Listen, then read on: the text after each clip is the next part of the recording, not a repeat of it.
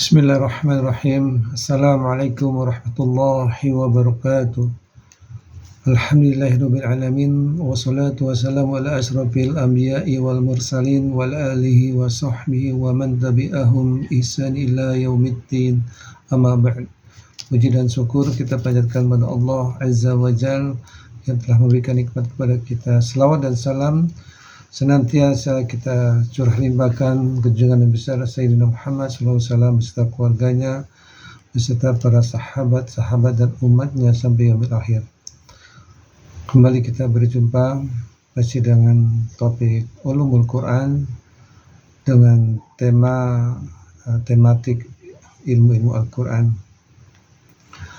Pada kesempatan kali ini kami akan menyampaikan tentang kemujizatan Al-Quran, sebagian kecil ya, hanya sebagian kecil ya, karena pada prinsipnya kemujizatan Al-Quran itu sepanjang masa. Jadi mulai diturunkannya wahyu yang pertama atau surat yang pertama dan ayat yang pertama itu sudah ada kemujizatan yang luar biasa, seperti dalam turun ayat Al-Alaq ya. Itu Masya Allah, itu kemujizatannya sudah tampak ya, sudah ada.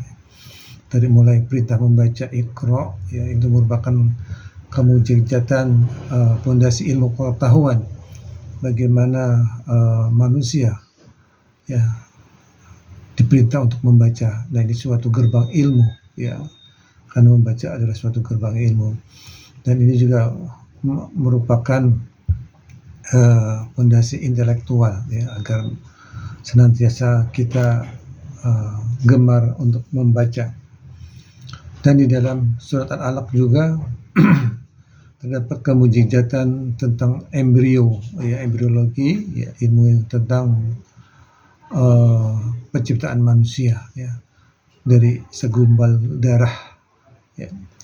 Khalaqal insana min alaq ya, bahwa Allah menciptakan manusia dari segumpal darah, dan ini terbukti setelah berabad-abad kemudian dengan dibuktikan oleh sains dan teknologi modern bahwa betullah manusia diciptakan dari segumpal darah, dan Al-Quran telah menulisnya setelah memberitahukannya terlebih dahulu. Inilah suatu kemujizat yang luar biasa ya. Dan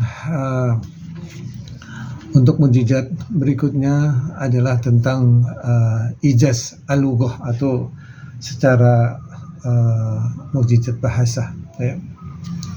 Jadi para sastrawan Arab ya, pada waktu itu yang ahli dalam sastra ya, ditantang ya oleh Allah agar bisa ya membuat atau menciptakan ya kata-kata atau bahasa sastra yang seindah atau setara dengan Al-Quran ya. Sampai sekarang tidak ada yang bisa ya. Inilah satu kemujizatan Al-Quran dalam segi ijaz al-lughah ya, atau secara bahasa ya. Dan mukjizat berikutnya adalah tentang kabar gaib dan historis. Al-Quran banyak memuat tentang kisah-kisah umat terdahulu ya, kisah umat terdahulu yang tidak diketahui oleh bangsa Arab atau ahli sejarah pada waktu itu. Di dalamnya terdapat prediksi kejadian juga masa depan ya. Sepertinya kemenangan bangsa Romawi terhadap Persia itu sudah tertulis di dalam Al-Quran ya. Dan setelah sekian tahun ya, atau sekian abad, maka ini terbukti ya. Ini dalam sisi kabar baik, kabar gaib, maksudnya kabar gaib dan historisnya. Dan berikutnya adalah ya keselesaian ilmu pengetahuan ya, atau kemujizatan ilmiah ya. Banyak Al-Quran yang selaras dengan temuan sains modern saat ini ya, sebelum teknologi manusia mampu membuktikannya ya. Ini banyak sekali ya. dan sampai akhir zaman ya Al-Quran itu penuh dengan kemujizatan dan manusia ya keterbatasannya tidak bisa mengungkap keseluruhannya ya.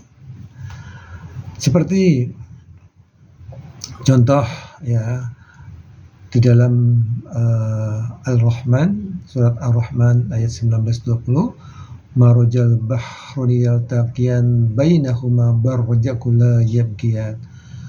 Itu Allah membiarkan dua lautan bertemu ya. Yang satu tawar, yang satu asin, dan salah satunya kedua lautan itu ada batas dinding pemisah ya. Dia tidak bisa bercampur ya, ini Masya Allah ya, ini ada ya dan terbukti ada di dua lautan ya, yaitu di